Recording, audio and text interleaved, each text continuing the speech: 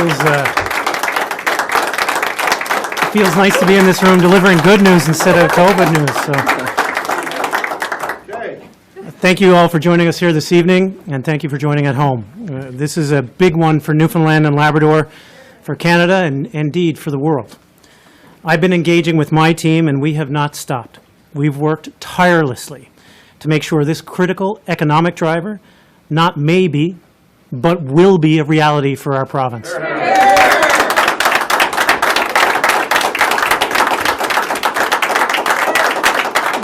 And my friends, that day is in fact today. Today, the federal government has completed its environmental assessment process for the Bay du Nord project and is approved to move ahead. Bay du Nord is a go because our provincial team never once stopped working.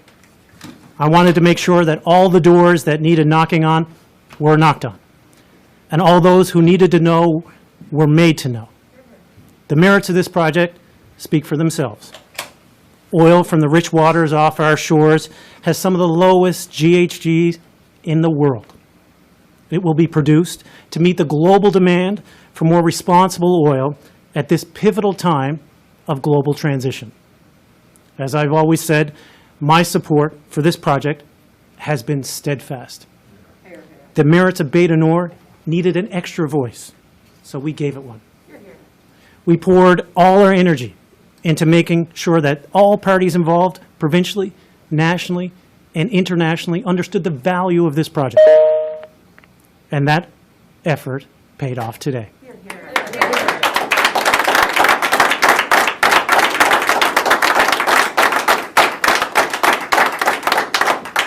My friends, many critical stakeholders in our province, including Energy NL, EcoNext, the St. John's Board of Trade, unions, members of the Newfoundland and Labrador Federal Caucus in Ottawa, and of course, my friend and our own Minister of IET, Andrew Parsons, and the proponent themselves, Equinor, have created an innovative, low-emission project that the world needs right now than ever before in our history.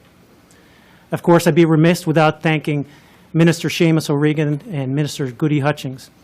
Seamus, of course, is a dear friend and has been a tireless proponent of this project from the beginning.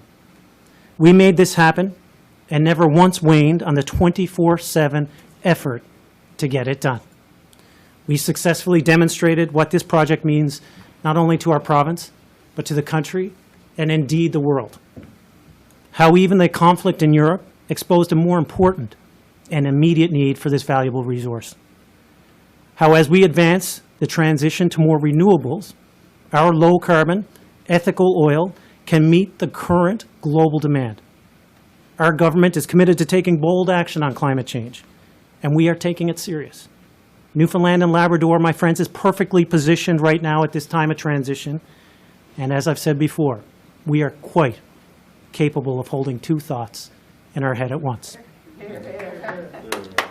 Just yesterday, we announced that we are lifting the moratorium on onshore wind development and expanding the scope and the role of the Canada, Newfoundland and Labrador Offshore Energy Board to include wind and clean hydrogen. Newfoundlanders and Labradorians are intelligent enough to understand that. And we have tremendous opportunity here, my friends. An opportunity to grow a low-carbon solution to meet the world's current demand. An opportunity to once again, as we have before in the 90s, to reimagine and redefine our own future, our destiny. Our hands are firmly on the wheel as we move forward. We will continually explore alternative energy sources, from wind to clean, green hydrogen to the hydroelectric capacity we have all known for years. We will do so, however, as we fully realize the potential of Bay du Nord. This giant step forward will be a giant step forward in our economic recovery. Now, I know there's been anxiety. For everyone working and connected to the offshore oil industry in this province, I know this announcement registers as a huge sigh of relief. Please know that all of us involved had the very best interests of you and your family at heart as we argued for this project. We needed this news at this moment, and I could not be more proud to let you know this news today. But our federal partners have had your back as well. This was made possible, of course, by their cooperation and their ability to see the long-term benefits for all involved. I want to once again thank our federal cabinet representatives, Minister O'Regan and Minister Hutchings, along with Minister of Natural Resources, Minister Jonathan Wilkinson, who's been critical on this file moving forward. And of course, my dear friend, Minister LeBlanc in Intergovernmental Affairs. As always, of course, the Prime Minister as well. Prime Minister Trudeau has always had the back of Newfoundlanders and Labradorians, and today is yet another example of that. Yes, the Bay du Nord project is a go. It is a green light as we progress towards a greener future. A lot of work went into getting us here today. So let's take a moment and enjoy it. But tomorrow we'll roll up our sleeves and get back to the hard work of building a brighter future for our children and our children's children. Thank you very much. I'll turn things now over to Minister Parsons.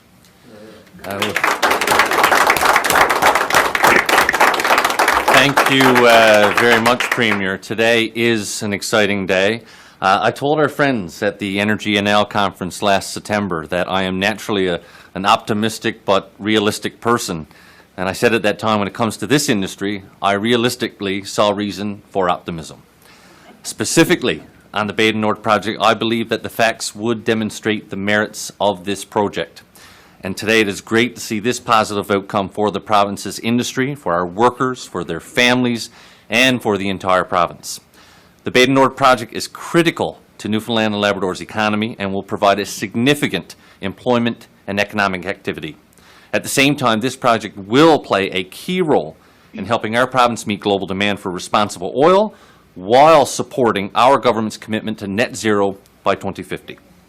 No doubt, the oil and gas industry is adapting and changing, but the future of this industry is exciting.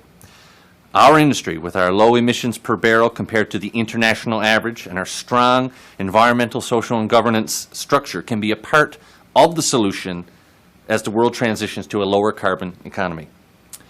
We've known about Equinor's strategy to be a leader in the global energy transition, and we have and will work with them to achieve future net zero commitments.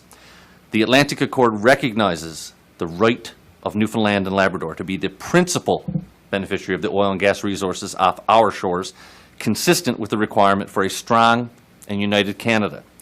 We will be re-engaging with Equinor in the very near future to resume discussions with the goal of developing a benefits agreement that will consider any changes to the project's size and scope.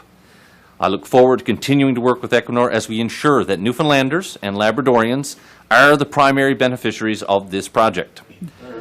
The economic and environmental benefits of this project are going to result in a stronger industry, a stronger Newfoundland and Labrador, and a stronger Canada. In closing, I would like to thank the many supporters of this project and the champions. It's hard to name them all, but I have to point out we're surrounded here by our caucus and our cabinet, and I can tell you this was truly a team effort to get us to this point, seeing everybody united in that goal. And again, Charlene and Energy NL, we've worked steadfast, we've worked together lots of days getting to this point, but we've always believed that it would proceed. So I'm like the rest of us in this room. I look forward to the exciting days ahead, and thank you, Premier, for the opportunity to speak to this.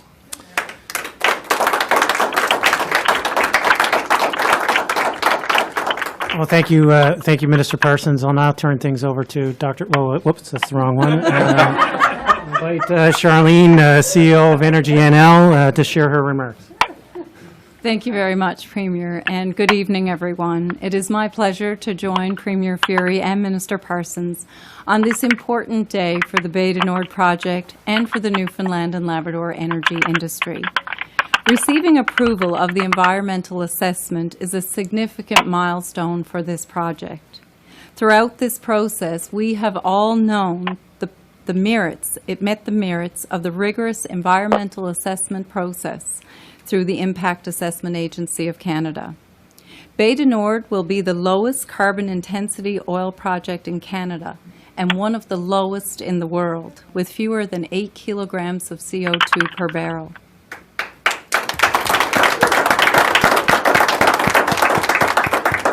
I have said before that Bay du Nord is a generational project.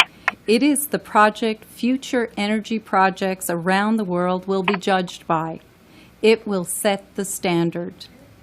When you combine the low-carbon oil offshore Newfoundland and Labrador with the skills and expertise of our workers, and also with the world-class standards for ESG and safety that Canada and Newfoundland and Labrador have, I have always believed it would receive approval.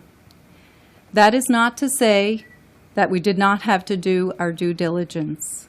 We had to show why this is an important project for our country.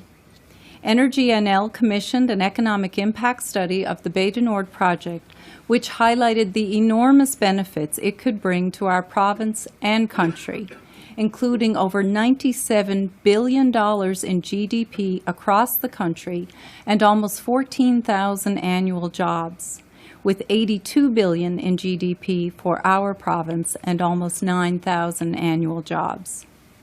This information was a key part of our advocacy, as you likely saw with our national op-ed. We needed to highlight what makes Bay du Nord and our low-carbon oil different and desirable.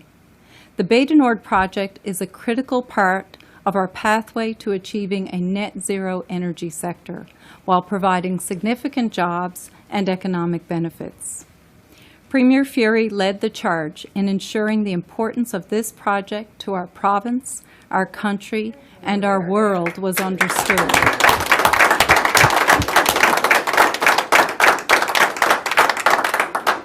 He was at COP26 to tell our story.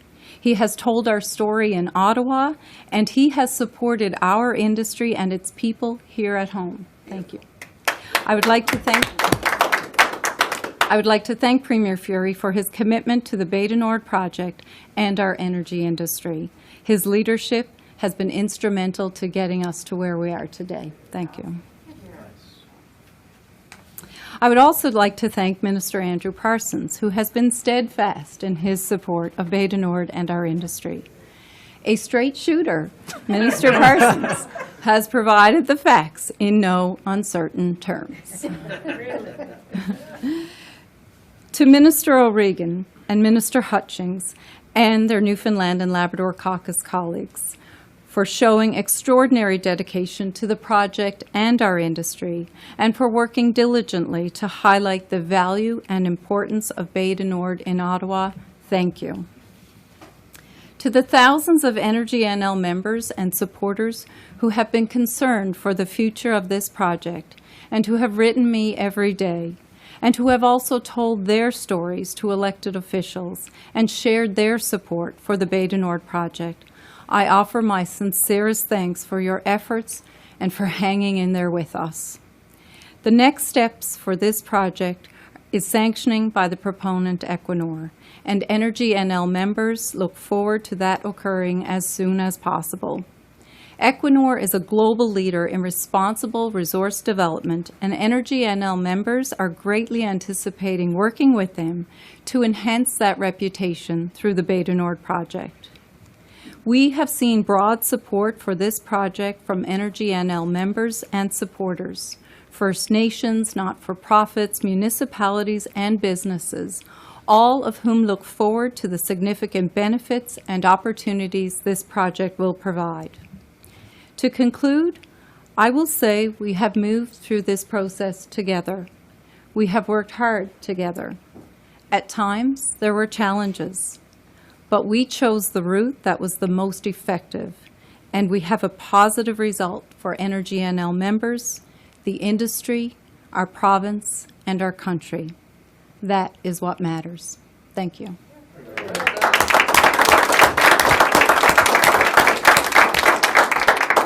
Thanks, Charlene. We'll now invite questions from the media. Thank you, Premier. My name is Kellyanne Roberts, and I will be the moderator for today's event.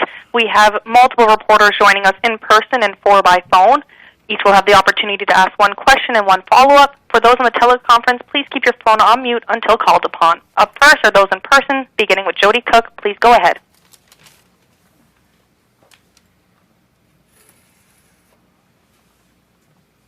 Hi. All right. So, you mentioned this as a collective sigh of relief that people of Newfoundland and Labrador and perhaps in the industry across Canada have breathed this afternoon. But we know that this took quite a bit of time. So they're looking at the 13th of April. You're making this announcement a week early. What type of conditions and requirements have you had to go through in order to achieve this today? If you could highlight some of those for us. Yeah, let me be clear. There was no negotiations. This was just us articulating the position of the merits of the project. The Atlantic Cord stands intact. We have had good discussions, and we made sure that the merits of the project, including the environmental ones in particular, during this time of transition, stood by themselves. Environmentalists, of course, have been very loud throughout this journey. They say that they're saying as well that the planet is saying no more fossil fuels. So what do you say to those who say that we can't pretend to say that we're environmentalists right now and approve Bay du Nord? I think Bay du Nord actually unlocks a great opportunity during this time of transition. It affords consumers and the world the opportunity to select lower carbon emitting oil and gas. I know we have a way to go. The world recognizes that this is a time of transition, and there's many years for that period of time. So if we accept that proposition, we accept that premise, then it isn't the imperative to select lower carbon emitting oil. And if it is, then we have a brilliant project ahead of us right now. We're very proud of our partnerships. We're very proud of the company for putting forward a net zero proposition, one that only emits about 0.2 megatons a year. And that's incredibly important for the project, but equally the oil that's produced from it is not only economical for the people of the province, it's environmentally more responsible during the time of transition.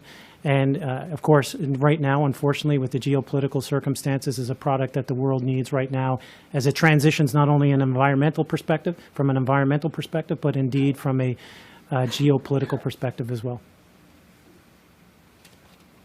Thank you. The next question are from Alex Bill. Please approach the mic. Just give me a second. Alex, I can take your MCP and help you out here. Yeah, I know. I thought I might get an assessment after this. There are 3 other major exploration projects in progress today.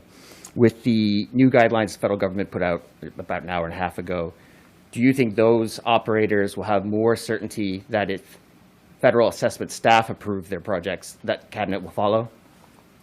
Well, I would certainly hope so. I mean, if nothing else, this gives the certainty to the industry that during this time of transition, it's coherent and consistent with the plan that was released last week as well. If you notice that this fits within that those emission reduction targets that were established last week by Minister Guilbeault, we respect those, and we think that our product, different than some other products around the world, can play an important role in that space. So hopefully not only do they recognize the regulatory certainty, they recognize the environmental differentiator that our product has when it comes to global market supply. And is an updated benefits agreement something that you've been looking at with Equinor concurrent to this, or do you turn your attention to that next? And within that, is it still a possibility that the province takes an equity stake?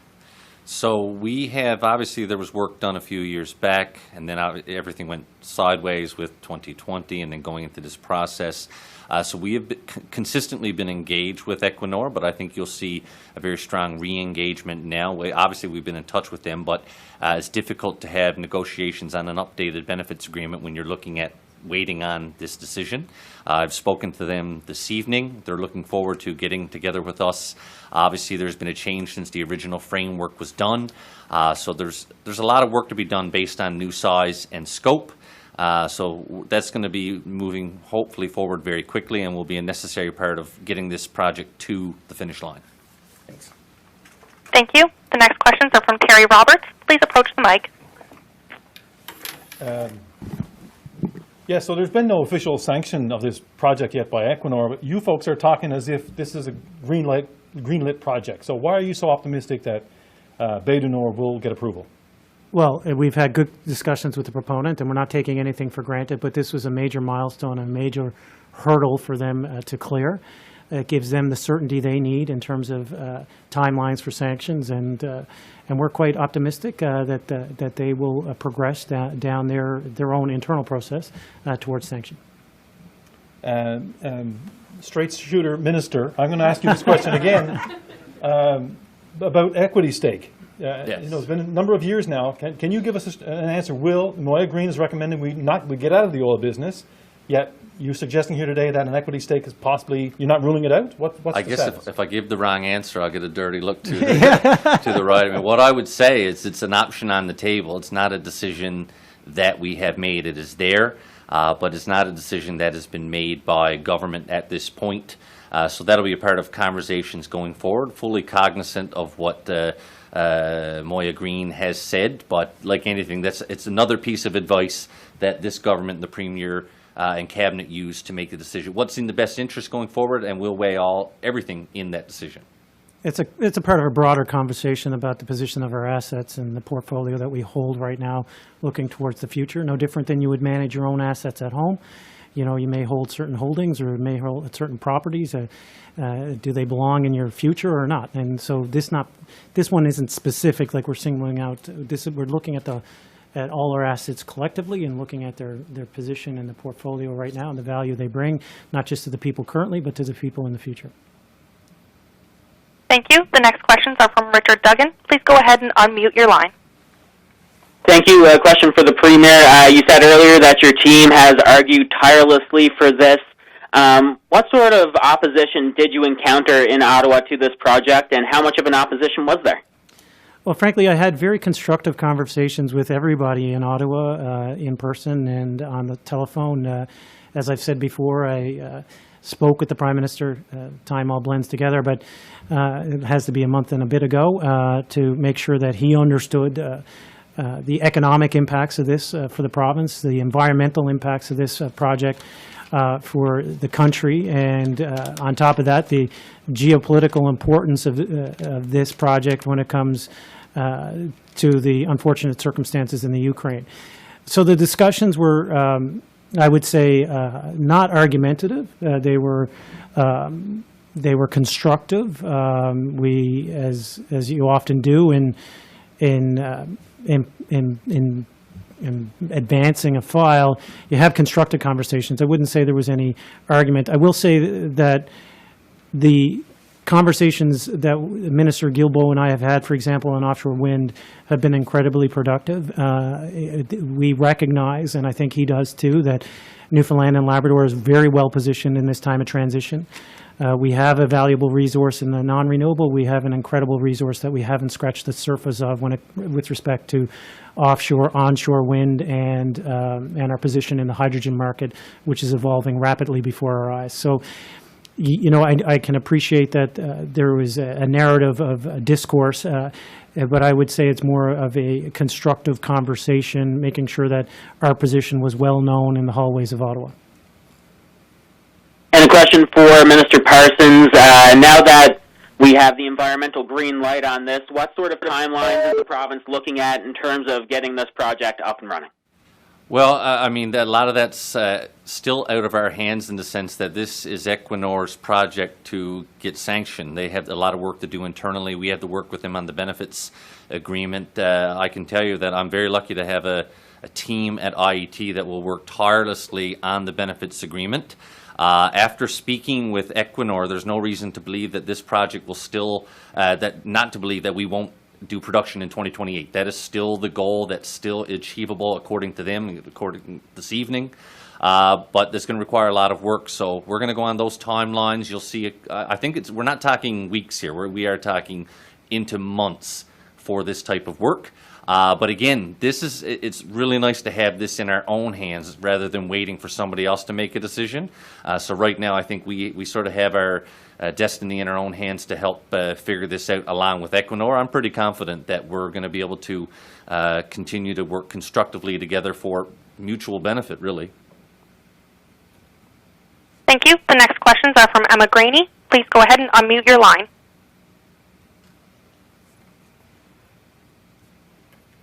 I think you're still muted there.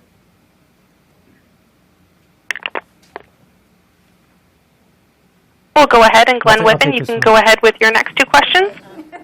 Okay, this question's for Charlene. Just wondering, tomorrow, what will your members be doing to get ready for some of the opportunities that might arise from this decision today?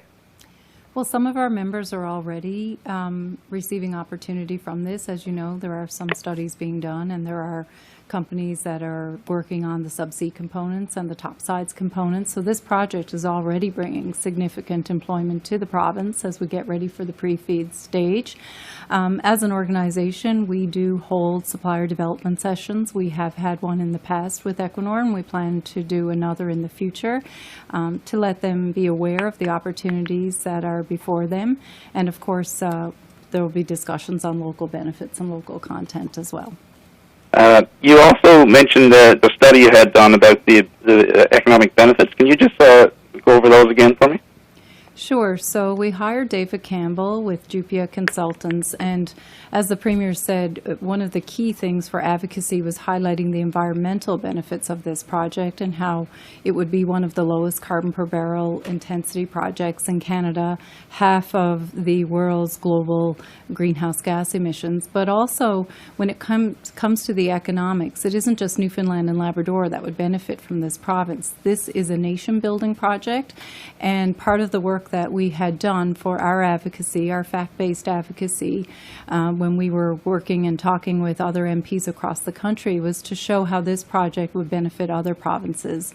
Alberta will be a significant beneficiary from this project, as well as Ontario and Quebec when it comes to manufacturing and things of that nature. So the study was to show what the GDP would be of the life of field of this project in other provinces, as well as the jobs that it would provide there. We're happy to make a copy available to you if you want. Thank you. The time for questions has now ended. Please forward any follow-up questions to the department. Thank you for participating in today's availability.